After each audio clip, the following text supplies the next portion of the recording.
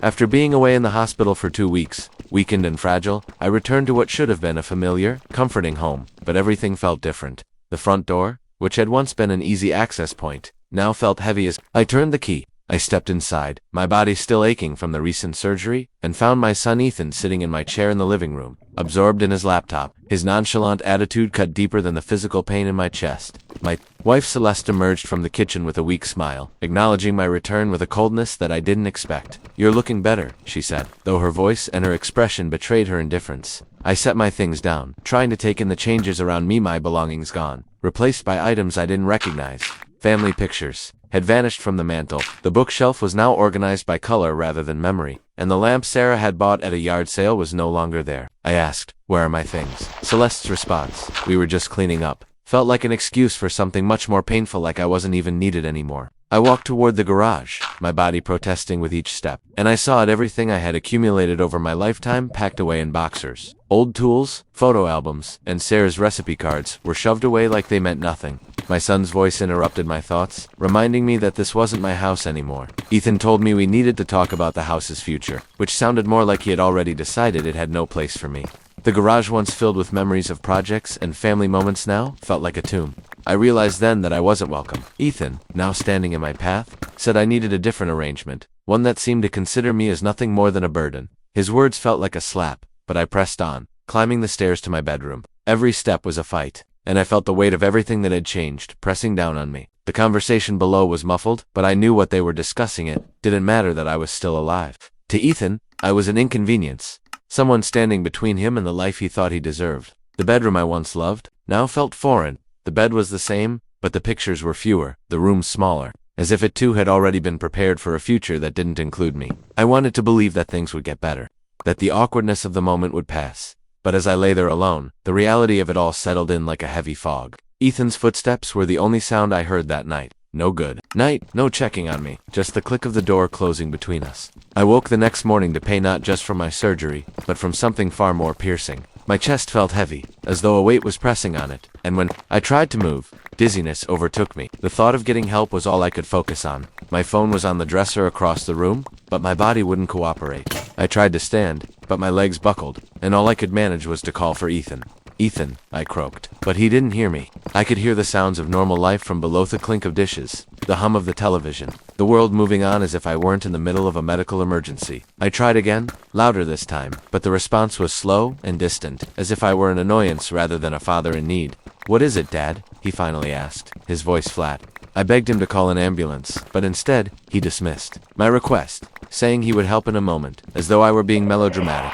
I was gasping for air now, feeling the familiar ache in my chest grow more intense. I couldn't believe what was happening. My son, my flesh and blood, was leaving me to die, all while pretending nothing was wrong. The feeling of betrayal was worse than the physical pain. I managed to crawl halfway to the dresser, but I was growing weaker by the second. "Ethan," I shouted again, but this time he ignored me completely. He didn't care. He had no intention of helping me. The house, the place I had built with my hands, now felt like a prison, and my own son was the warden.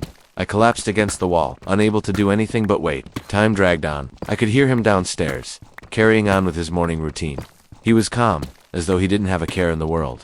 Meanwhile, I was trapped, alone, and in excruciating pain, with no one to call for help.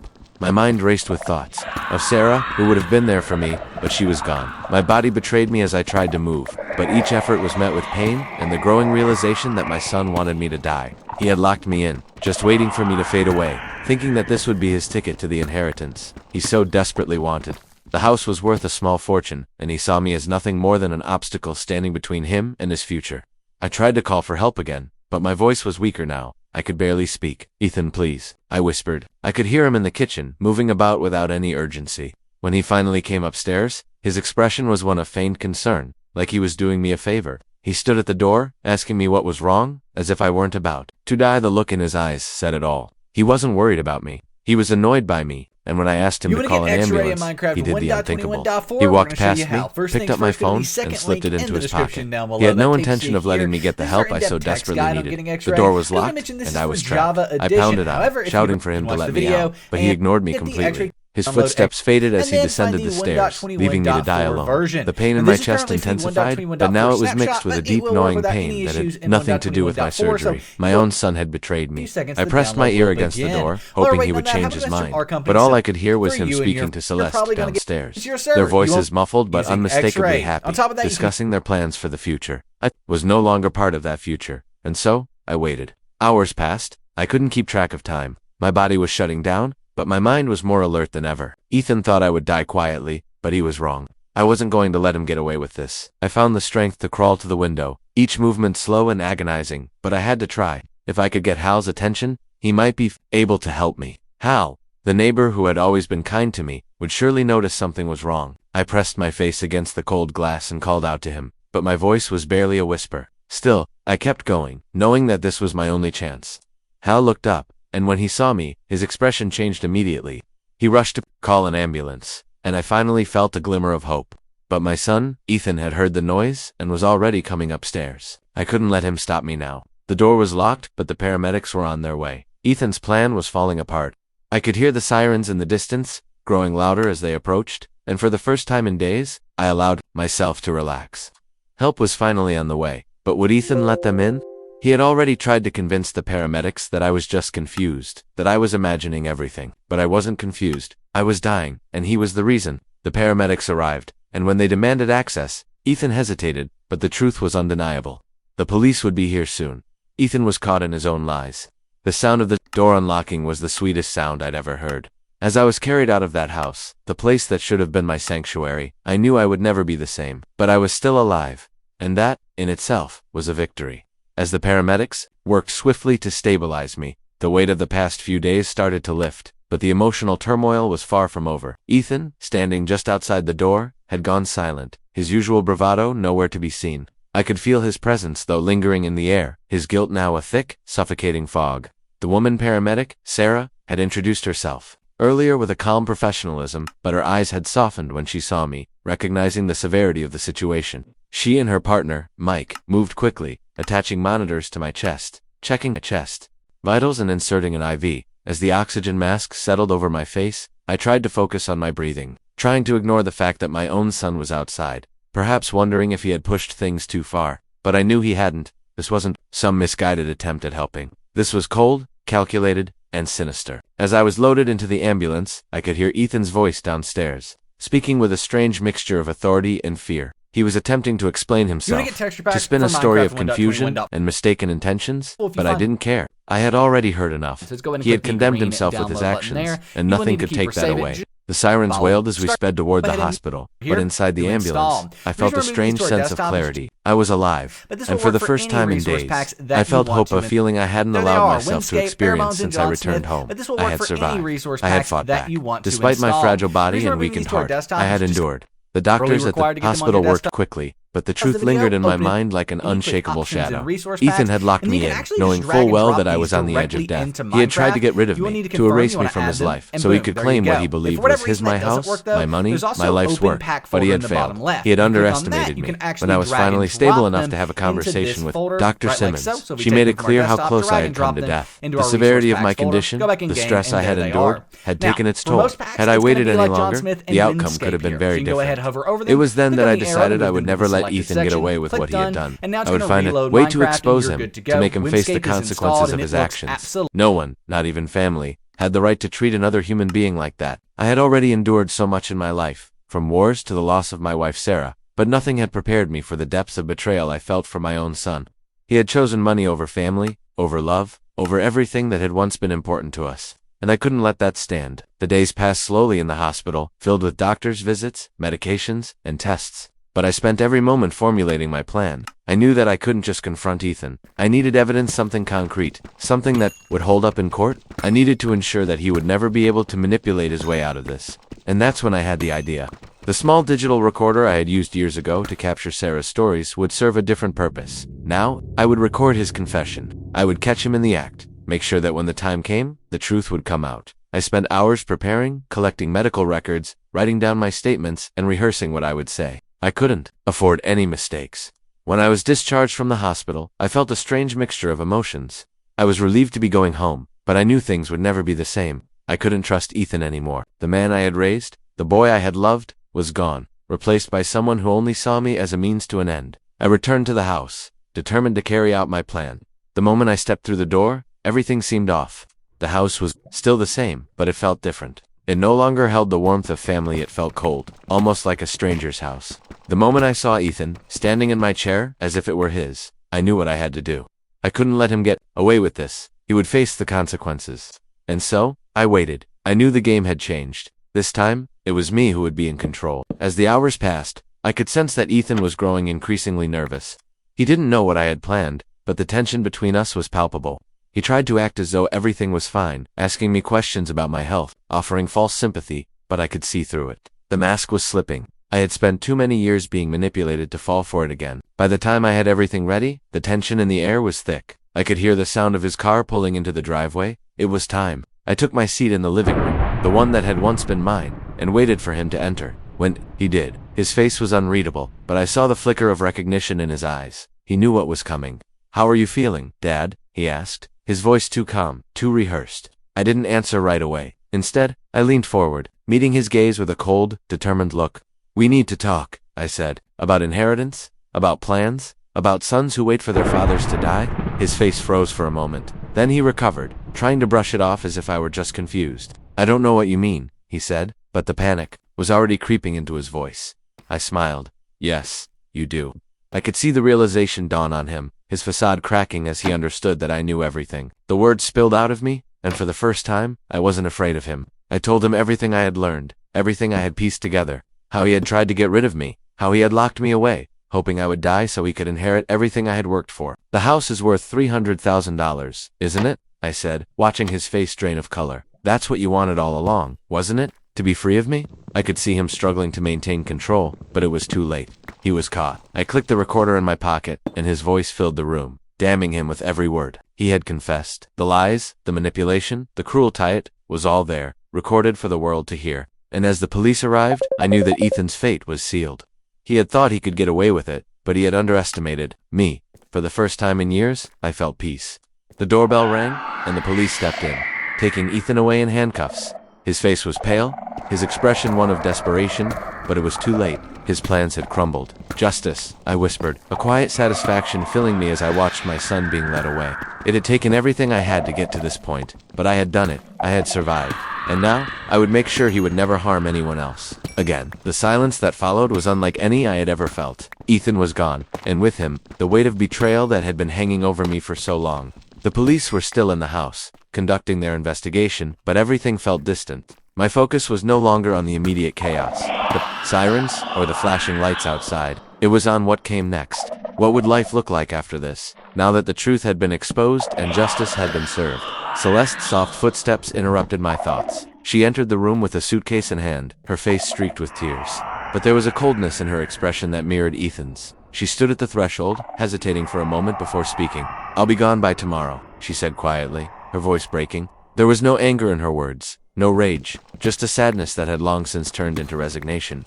"Divorce papers will be filed by the end of the week," she added, confirming the inevitable. I nodded, unable to find the words to respond. What was there left to say? She had already made her choice. She had stood by and allowed this to happen, knowing full well what Ethan had planned. She wasn't an innocent bystander. She was complicit in it all. She turned to leave, but not before offering one last, weak attempt at an explanation. "He wasn't always like this," she said, her voice quivering. The greed ... It consumed him. I wanted to respond, to say something that might somehow ease the tension between us, but the words wouldn't come. All I could do was nod again. Acknowledging the truth in her statement, she left without another word, disappearing into the night, leaving me alone with the aftermath of everything that had transpired.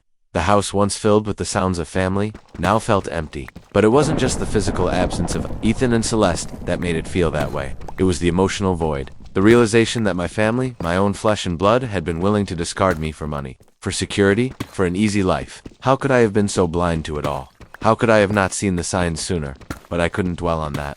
I had to focus on the future. I had to rebuild. And for the first time in years, I felt a sense of peace that I hadn't thought possible. I was free. The next morning, I woke up with a sense of clarity. The house was still the same, but the atmosphere had changed. There was no more fear, no more anxiety hanging in the air. It was calm, almost serene.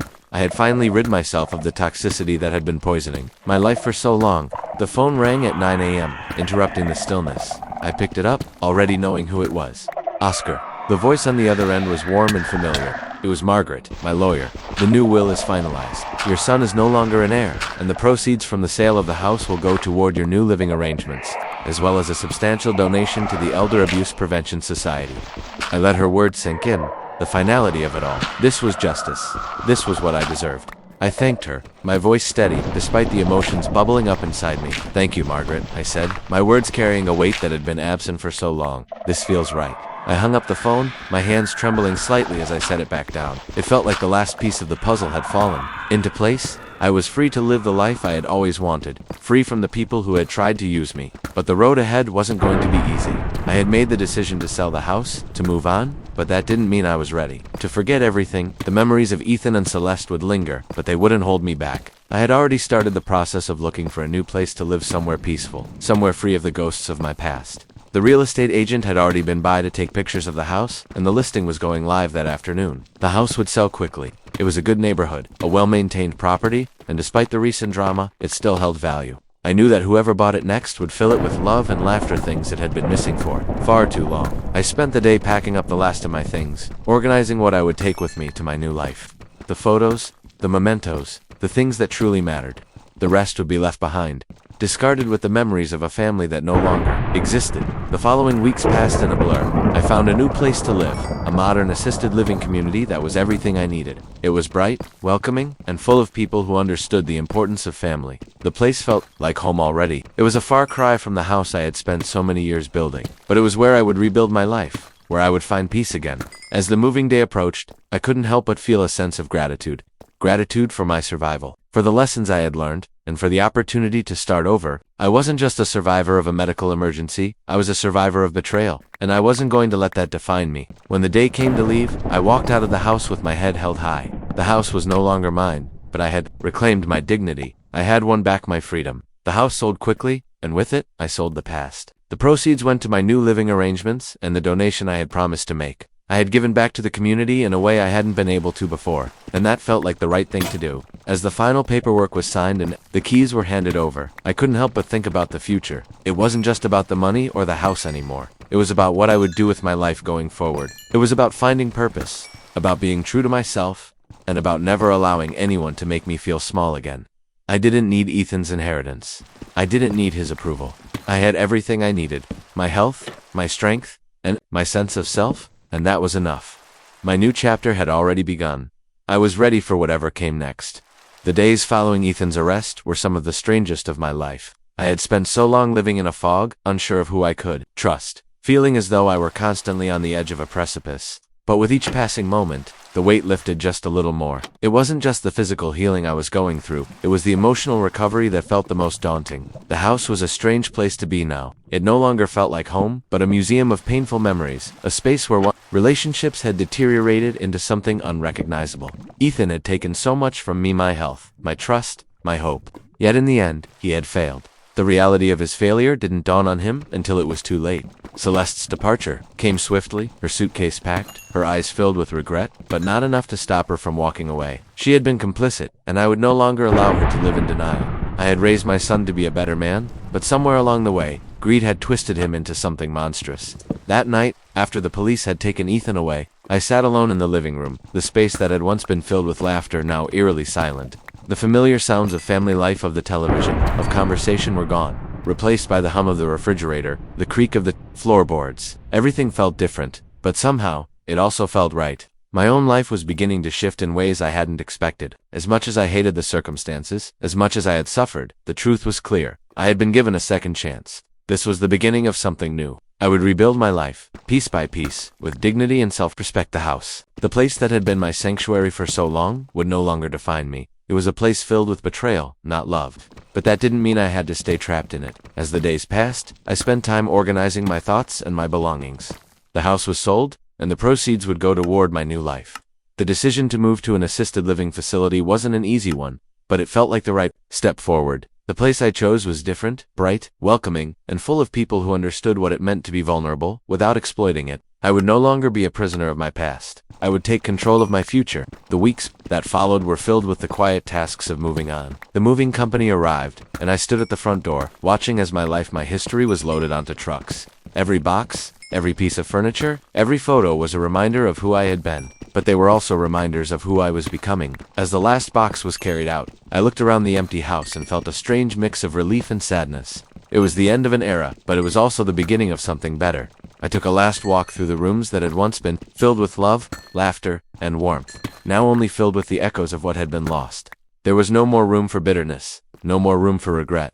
I had learned that holding on to the past only prevents growth, and as I stepped out the door for the final time, I felt lighter, freer, and more certain of the path I was about to take. The assisted living community welcomed me with open arms. I met my neighbors, shared stories, and began to forge new relationships.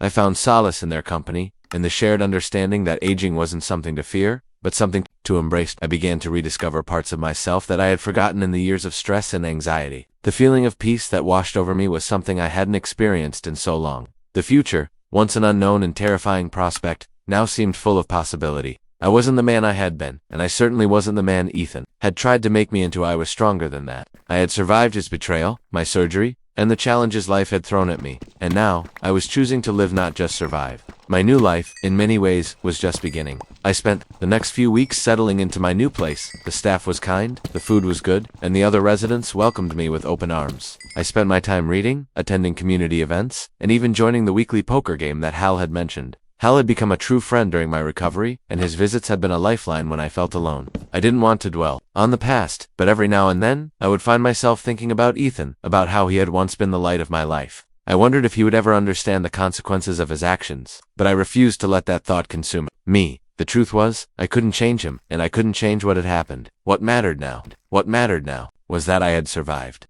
I had found strength in the most unlikely of places. I had faced betrayal and come out the other side stronger. And that was a lesson I would carry with me for the rest of my life.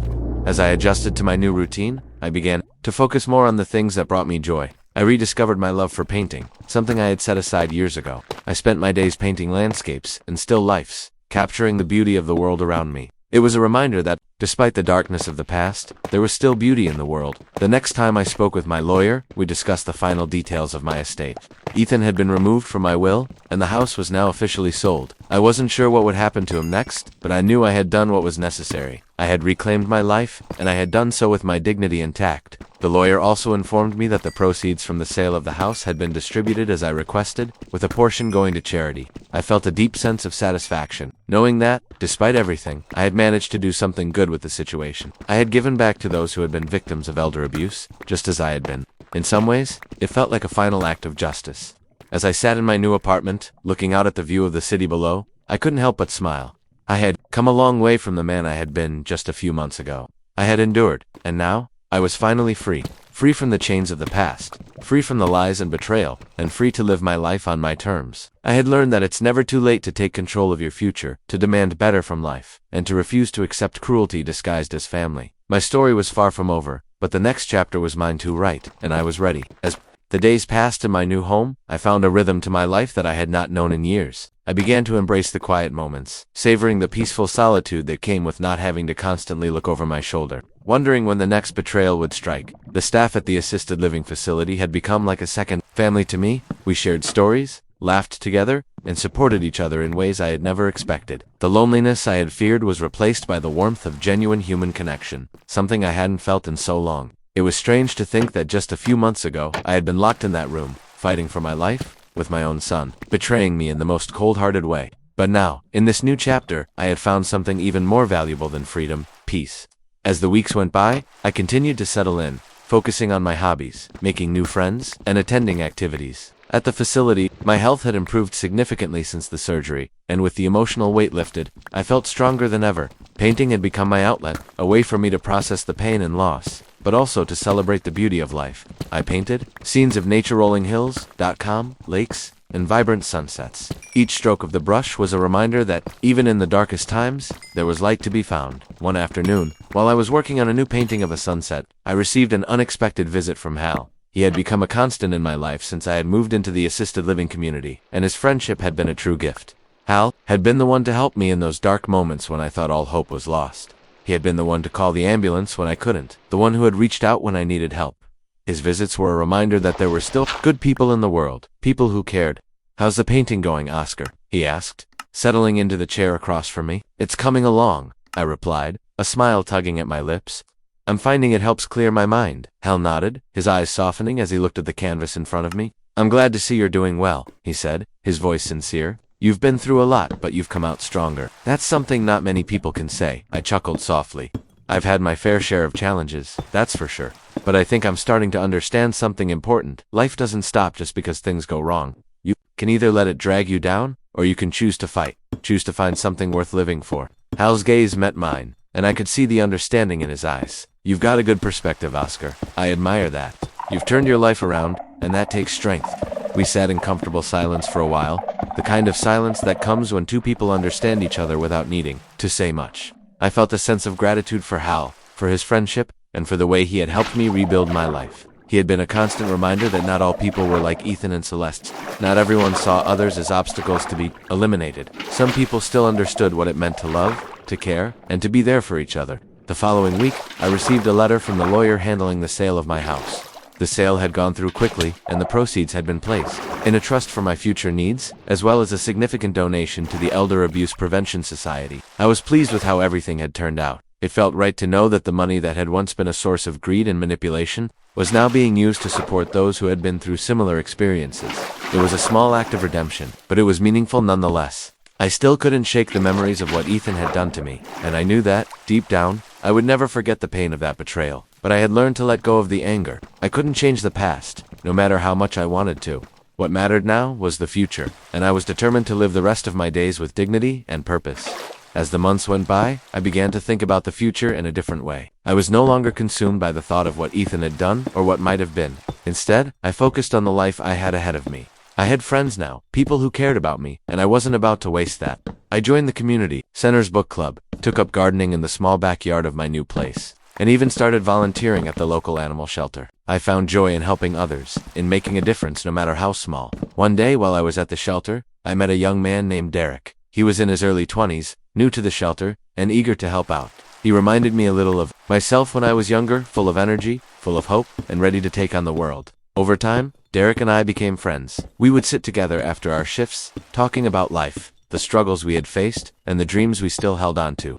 It was a reminder that, no matter how old we got, there was always room for new connections, new friendships, and new opportunities. One evening, as I was walking home from the shelter, I felt a sense of contentment that I hadn't felt in years. The sun was setting, casting a warm golden light over the neighborhood, and I couldn't help but smile. I had made it through the darkness. I had survived the betrayal, the pain, and the loss. And now, I was living a life that was truly mine. A life where I was free to make my own choices, free to find joy in the small things, and free to be the person I had always been. My story wasn't over, but it was finally on the right track. I had fought for my life, and now I was going to live it on my terms. With a deep breath, I looked toward the future, knowing that no matter what came next, I would face it with strength, resilience, and the knowledge that I had already survived the worst. The days seemed to blend together in the most beautiful way, each one offering me more peace than the last.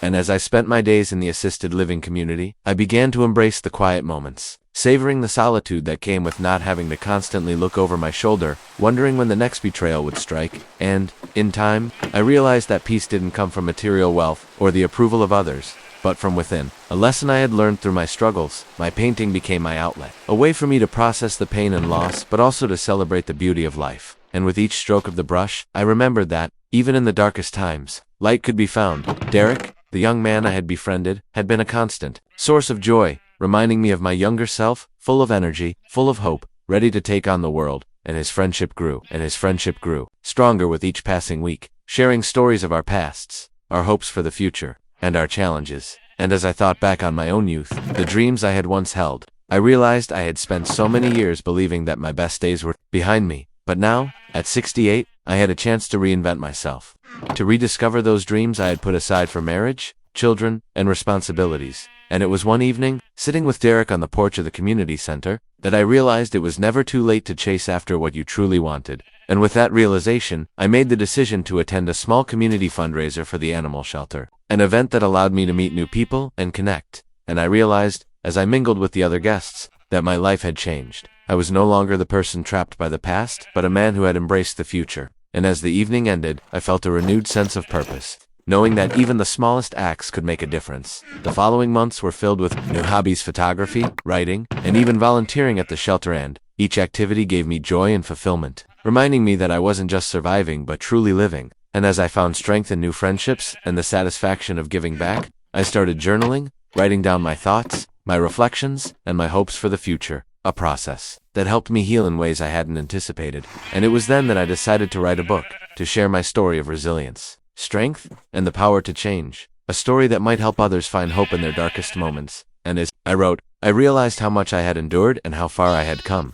And by the time I finished the book, I felt a sense of accomplishment, a sense of redemption. And the book was published, finding an audience and receiving feedback from readers who had found strength in my words. And it was humbling to know that something so personal had resonated with others. But more importantly, it reaffirmed the lesson I had learned, that no matter what we face, we have the power to create something meaningful, to rise above our pain. And as the years passed, I continued to live with purpose, never forgetting the lessons learned, continuing to paint, to write, and to help others. And the loneliness that had once defined me was replaced with connection, the fear of the future replaced with hope. And I had learned to trust again, not just others, but myself, rediscovering the man I had once been, and finding a new sense of peace and fulfillment. And though I never forgot what Ethan had done to me, I no longer let it define me, and I had chosen to rise above it, turning my pain into something meaningful, and in doing so, I had reclaimed my life. And when I look back on everything that has happened, I realize that what I gained far outweighs what I lost. I lost a family, but found a new one. I lost my health, but found strength I didn't know I had. And I lost the man I thought I would be, but found the man I was always meant to become. And as I reflect on everything, I realize that I may have been locked in a room, but it was the opening of a door that allowed me to find freedom. And this is my story, a story of survival, strength, and redemption, a story of learning to live again after betrayal, a story of choosing peace over bitterness, of finding joy in the simple things, and a story of how even the darkest of moments can lead to the brightest of futures. As I continued to settle into my new life, the days seemed to stretch on in a peaceful harmony, each one slowly blending into the next. And with each passing day, I felt more connected to the people around me, to the community that had welcomed me with open arms, to the kind strangers who had turned into dear friends. And despite the past of betrayal, the heartbreak, the isolation, I no longer felt like a victim. Instead, I felt like a survivor. And that realization, that sense of empowerment, was the true gift that had come from my suffering. And as I sat in my small apartment, surrounded by the familiar, comforting sounds of everyday life, I realized that I had reached a place of peace I hadn't known in years. No longer haunted by the memory of Ethan's betrayal or the emptiness that had once filled my heart, but instead, I found myself looking forward to the future with quiet optimism, with the knowledge that the next chapter of my life would be written not by the cruelty of others, but by my own hand. And I continued to find solace in the simple things: long walks in the nearby park, quiet evenings spent reading or writing, the joy of tending to my garden and watching it bloom. And though I knew that the scars of my past would never completely fade, I had learned to embrace them, to see them as part of my journey, as markers of the strength I had gained and the resilience I had cultivated. And as I looked out the window, one crisp autumn evening, watching the leaves fall from the trees, I couldn't help but smile. For the first time in a long while, I was truly at peace. And I realized then that life wasn't about avoiding pain or hardship, but about how we face them, how we choose to rise above them, and how we use them to build a better, stronger version of ourselves. And I knew, deep down, that I had done just that. And as I continued to reflect on everything I had overcome, losing my wife, facing the betrayal of my son, surviving a life-threatening illness, and ultimately finding my way back to myself, I was filled with a sense of gratitude, not for the hardships, but for the lessons they had taught me, and for the strength that had emerged from them. And with that gratitude came the understanding that this new chapter of my life, though born from pain and loss, was one I could shape into something beautiful, something meaningful, and something that was truly mine. And I didn't need approval from anyone else to do that. Not from Ethan, not from Celeste, and not from anyone who had ever doubted me. For I had found my own worth, my own purpose, and that, in itself, was more than enough. And so, with each new day, I moved forward, embracing the life I had created for myself, knowing that, no matter what came next, I was ready for it, and that no amount of betrayal or pain could ever take away the peace I had finally found. As the seasons changed and the days continued to unfold, each one bringing with it a new layer of understanding and growth, I began to realize just how far I had come from the person I had been just a year ago, a person who had felt so broken, so betrayed, so lost in the fog of despair. And yet, despite all that had happened, despite the cruel twists of fate and the people I had once trusted turning their backs on me, I had somehow managed to survive, and more than survive, begun to thrive, and it was as if the very act of surviving had unlocked something deep within me, something powerful, a realization that the strength I had been searching for had always been within me, waiting to be discovered, and now that it had been uncovered, it was a force I could no longer ignore, and with every step I took away from the darkness of my past, I could feel myself becoming more and more aligned with the person I had always meant to be. Not the man I had allowed others to define, not the victim of my circumstances, but the creator of my own destiny, and I spent my days, not in reflection on what had been lost, but in the joy of what I was building for myself, piece by piece, moment by moment, because life had taught me a hard lesson that nothing in this world was guaranteed, that the people we love the most could sometimes hurt us in the deepest of ways. But that didn't mean we had to let them have the final word, and I chose, with all the conviction I had left, to live on my terms, to make each moment matter, and it wasn't just about filling the hours with tasks, with to-do lists and obligations, but about finding fulfillment in the simple, in the things that brought me peace, the hum of the coffee maker in the morning, the quiet rustle of leaves outside my window as the wind shifted with the seasons, the satisfaction of watching my garden grow from a patch of earth into something full of life and color, and in these small, often overlooked moments, I found a kind of peace that no amount of money or external validation could provide, and each day became a reminder that I didn't need approval from anyone else to feel whole, because I had already made peace with myself, and I was enough. And though the world outside could sometimes seem cruel and unpredictable, I knew that I had the power to navigate it, to make choices that aligned with my values, my purpose, and my heart. And it was a lesson I had learned the hard way, but one that I held on to tightly as I watched my life transform before me, and in the company of friends who had become my new family, like Derek and Hal, who had shown me that there was still goodness in the world, that there were still people who would reach out, who would stand by you when things got tough, who would love you not because of what you could give them but because of who you were at your core. I began to see the beauty in the connections I was building, the bonds that weren't based on need or selfishness, but on mutual respect and care, and it felt like a second chance at something precious, something I thought had been lost to me, forever. And though I sometimes thought back on my old life, on the family I had once had, I no longer felt the sharp sting of betrayal that had once plagued my every thought, because I had released that pain, choosing to carry with me only the lessons, the strength, and the clarity that had emerged from it. And now, as I sat in the community center one evening, sipping my coffee and listening to the chatter around me, I could feel the warmth of belonging, of being part of something larger than myself. And I realized that it was in this space of acceptance, of knowing that I was not alone in my struggles, that I had found my true home, a place where I could contribute, where I could share my experiences, and where I could continue to grow. And when I went to bed each night, I slept with a sense of peace I had never known before, knowing that I had fought for my freedom, my dignity, and my right to live my life the way I saw fit, and that I had succeeded, not just in surviving, but in thriving. And it wasn't about living without challenges or without pain, but about choosing to face those things with courage, with resilience, and with the knowledge that I had the power to rise above them. And in the quiet of my room, the silence now no longer deafening but comforting, I knew that my story wasn't over yet, that the chapters ahead held the possibility for even greater things, and I wasn't afraid anymore, because I had already faced the worst and come out stronger for it. And so, with each new day, I stepped forward, ready for whatever life had in store for me, knowing that I had the strength to face it, and that no matter what happened, I would be okay, because I had learned to love myself again, to trust again, and to believe that no one, no matter how close, could ever take that away from me. And with that knowledge, I walked into the future, not as a man defined by his past, but as someone who had the power to create the life he truly wanted, someone who had learned the true meaning of freedom, not the absence of pain, but the ability to choose how to face it, and to continue on, no matter what. As the days stretched on, I could feel my connection to the world around me growing deeper, each one offering me a new understanding of what it meant to truly live, not just survive. And in this new phase of my life,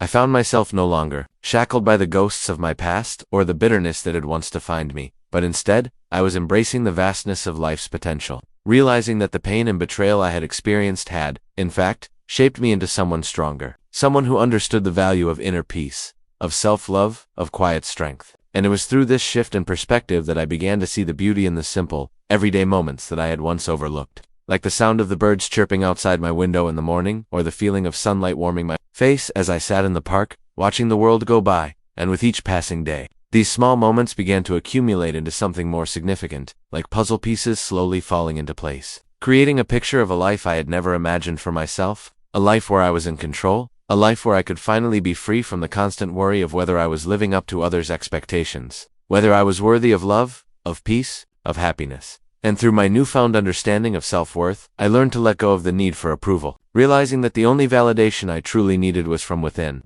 And it was in this process of self-acceptance that I started to rebuild my relationships with those around me, not out of obligation, but out of genuine connection, out of a desire to share the life I had worked so hard to rebuild. And as I looked back on everything I had endured, the betrayal of my son, the loneliness, the heartbreak, the physical pain of my surgery, I realized that I had come out the other side, not broken, but whole, and stronger than ever before. And while the scars of my past would never completely fade, they had become part of my story, part of the person I had become. And I found peace in knowing that I had the power to shape the narrative of my life, no longer allowing others to define me, no longer allowing my circumstances to dictate my worth. And as I moved forward, I began to embrace new experiences, new challenges, and new opportunities with a sense of purpose and excitement, knowing that each new chapter held the potential for growth, for learning, for healing. And as I settled into my new routine, I spent my days not with a sense of waiting for something to happen, but with a sense of anticipation, knowing that every day held the chance for something meaningful to unfold. And I took this approach into every area of my life. Whether it was my newfound hobby of photography, which allowed me to capture the beauty of the world around me, or my volunteer work at the local animal shelter,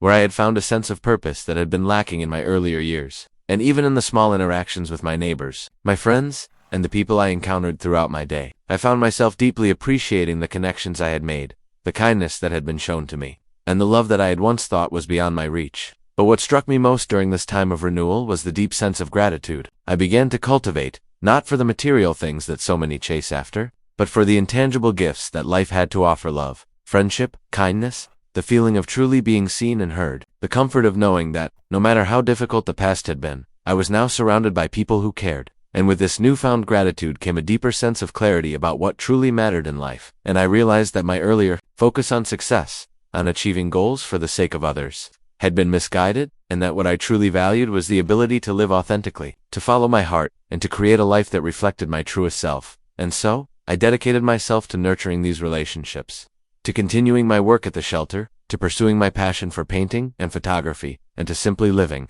in the present, free from the weight of past regrets, free from the fear of future uncertainties. And as the weeks turned into months, I felt the deep peace I had sought for so long settling in, like a long-lost friend finally returning home. And with it came the realization that peace is not something to be found in external circumstances or possessions, but something that arises from within, from the way we choose to view the world, from the way we respond to the challenges that life presents. And as I continued to grow, I found myself becoming more and more attuned to the things that truly mattered, the things that would endure long after the material things had faded. And this clarity allowed me to let go of the last remnants of anger and resentment I had been carrying towards Ethan and Celeste, realizing that holding on to those feelings only gave them power over me. And instead, I chose to release them, to forgive them not for their sake, but for mine. And with that forgiveness came a profound sense of freedom, a sense of liberation, that allowed me to step fully into the life I was now creating. And it was during this time of transformation that I decided to take a leap and write the book I had long thought about, to share my story, not from a place of bitterness or revenge, but from a place of healing, of hope, and of the desire to show others that it is never too late to start over, to rise from the ashes, to reclaim your power, and to live the life you were meant to live. And so I spent months pouring my heart and soul into the pages, reflecting on the lessons I had learned, the pain I had overcome, and the strength I had discovered within myself. And when the book was finally finished, it felt like the culmination of everything I had worked toward. And as it was published and shared with the world, I was overwhelmed by the response, by the way my story resonated with others. And in that moment, I realized that my journey, my struggles, my survival, had not only been a personal triumph, but something that could inspire others to face their own challenges with courage and resilience. And while I knew that life would continue to present its trials and tribulations, I no longer feared them, because I had learned to trust in my own strength, in my ability to overcome whatever came my way. And so, as I sat back and looked at the life I had created, one built not on the expectations of others, but on my own values and desires, I felt an overwhelming sense of peace, knowing that the story of my life was far from over, that I still had so much to give, to experience, and to learn, and that no matter what happened, I would continue to live with purpose, with gratitude, and with the knowledge that I had the power to shape my future. And in that moment, I knew that the best chapters of my life were still ahead of me.